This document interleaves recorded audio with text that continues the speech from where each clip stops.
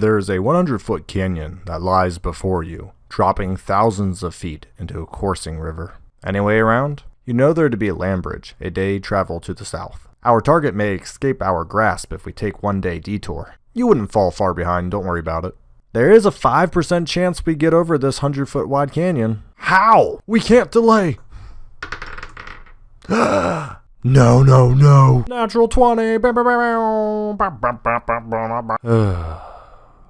You jump, flying 15, 20, and even 25 feet before you begin to fall quickly down into the canyon, dying in the coursing river below. But I rolled a natural 20.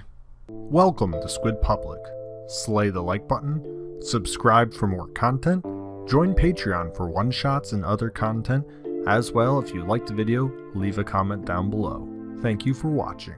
Natural 20s are exciting, but we need to set expectations and limitations so we can understand what they mean in our D&D world. We will talk about expectations/auto access, how to handle them when they occur, and the statistical significance and how frequently they're going to show up. Setting expectations is honestly the biggest thing you can do, because your players may have this grandiose idea of what a nat 20 can do compared to what you allow in your story. There's no right way to technically rule on a natural 20. As a DM, you get to decide, but I often say it's the character's best ability to do something realistic. That's why I say character's ability, because each character is going to have a different chance at doing something. And that alludes to, you need to tell players whether or not their request is even possible, because this will save a die roll to begin with. Thus, you are thwarting the situation of a natural 20 occurring and you being stuck in a very awkward situation. An example I've seen is the players asked to persuade the king to give up his land. There is a 5% chance that it would be somehow an instant success where the king would do it. It's just not realistic. Therefore, if the player asks, say, can I redirect you to a more reasonable request? And there's also a difference between well-timed natural 20s, such as very far in the story and it's relatable, and just rolling just to see if you can get a natural 20 with no real consequences if you don't do that as a DM often. The king scenario can go two ways. You essentially get a natural 20, he opens up the doors and you just let him all in and you now have his kingdom. Or you get something significantly lower, or heaven forbid a natural 1, and you end up his mortal enemies, or you end up dead and executed. Neither way is really realistic. Well, actually, getting executed is probably more realistic than getting the whole entire lands, but the point is, don't put your players in a situation to roll for that horrible scenario. What you should do is redirect to more realistic scenarios, such as, would you like to put on a performance that wows the king, or would you like to compliment him like he's never been complimented before? This is realistic, and a natural 20 still feels good, because now you're going to be on the king's good side, and at worst, you're going to fail your performance and the king thinks you're a bunch of bums. It's not life-threatening, but it does affect the way the king sees you, and could affect future decisions. Now, we can actually still ride with asking the king for his kingdom, but let's build up a little story. Let's say you've been fighting against this king, where you've known this king for a very long time, he's been driven to madness, where he's been corrupted by politics, something, and after a long war or a bunch of espionage, you finally get to a chance to sit down with him and go, look, we have so much dirt on you, we've defeated you in combat, just give up your kingdom and we'll let you live and walk away gracefully. Then your player rolls a natural 20 on the intimidation or persuasion check. Now it means something. Now the king's like, you're right. I've had a bad run. I haven't done things well. I'm cornered. You've made a great point. Let me walk out while I'm still alive. That natural 20 feels so much better than randomly walking up, rolling a natural 20 to them, being like, well, you own a kingdom now because natural 20 said so, right? So I feel like most DMs and players understand it's not a bend the world to my knees success, but sometimes you can feel pressured as a DM because they can pop up in random scenarios you're not always prepared for.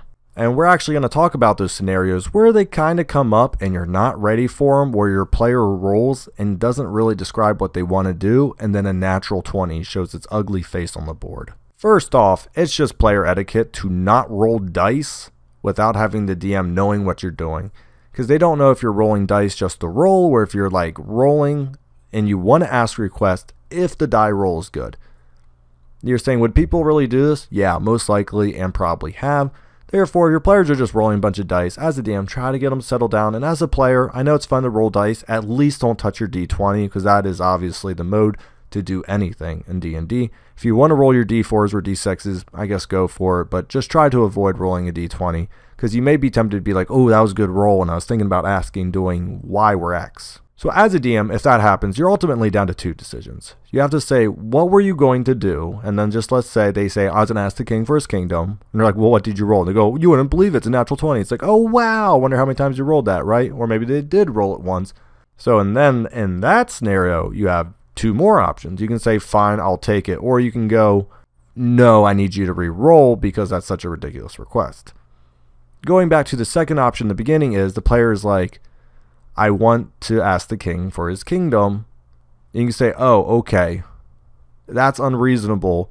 Can you re-roll for a new request? But the person's like, look, I kept an 18. In that scenario, you can keep the 18, but move it on to a different request. But my personal favorite is to say, hey, sorry about your die roll. I didn't hear you. You didn't communicate well with me. I'm going to need you to re-roll. It just happens. Players should not really feel like they can just randomly roll and get what they want. Because like I said, it's etiquette. And you don't know when someone's going to be truthful about it. And you also need to know what your players are asking. So I would lean more towards like, hey, I'm really sorry about your natural 20 roll on that. Next time, really check with me to see if you, A, should even roll for it. And B, so when you do get a natural 20, it actually means something. And I'm not the bad guy saying, well, I didn't hear you.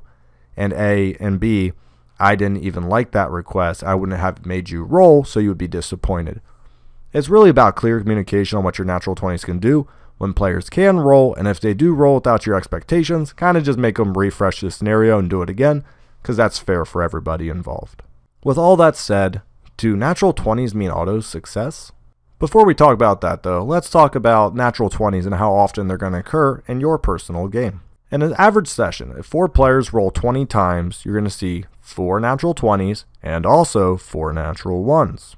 Now these could obviously be for attacks, perception checks, who knows, right? Just literally anything. You can expect an average of 4 and then plus or minus who knows whatever. So if your players get to roll an average of 20 times, and if your nat 20s are auto successes for things that are not possible or you did not intend, you're going to be coming up with a lot of improvising.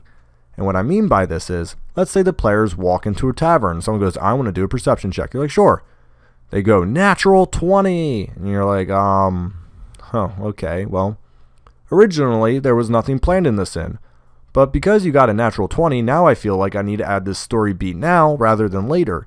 Even though it may not make sense or it may ruin a surprise, just don't add the story beat.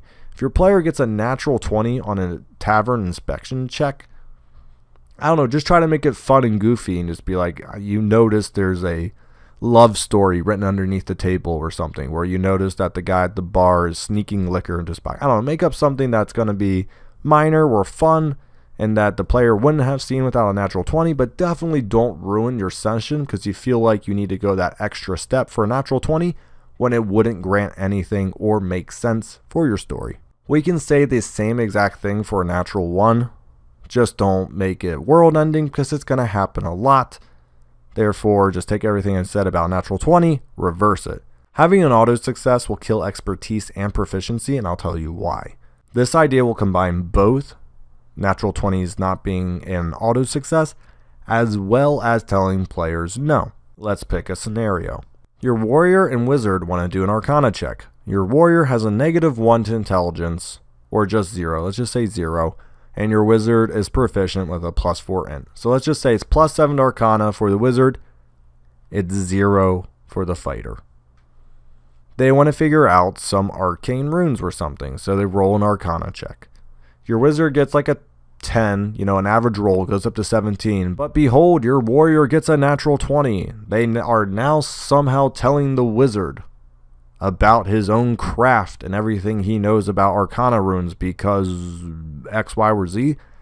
Now, if the warrior has a history with runes and stuff, I guess it would make sense. But if they don't, you just made the wizard feel like it was complete luck chance. Technically, the wizard had a better chance at being lucky because they had a +7. But at the end of the day, there's no real difference because the warrior can be theoretically good at everything, while the wizard can theoretically fail at everything despite being the expert and the proficient person. So to avoid that, Tell the warrior, say, hey, this is just an arcana check. The wizard's going to roll for it. You avoid that weird scenario where proficiency and expertise now matter, and people who don't know anything about the subject have to rely on the experts.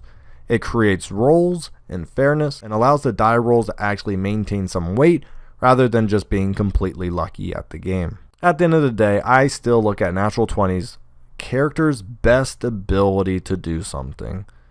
Therefore, if it's feasibly impossible, if you can't think of any way how it could happen, it probably couldn't happen then, right?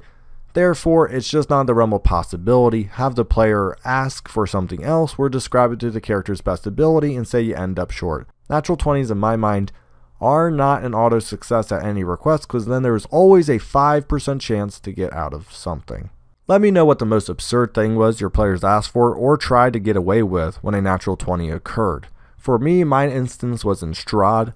I had a very weird situation where the characters, well, the enemies, should have really never have stopped stabbing, but someone rolled a natural 20 on a persuasion check to just have them temporarily cease the fighting.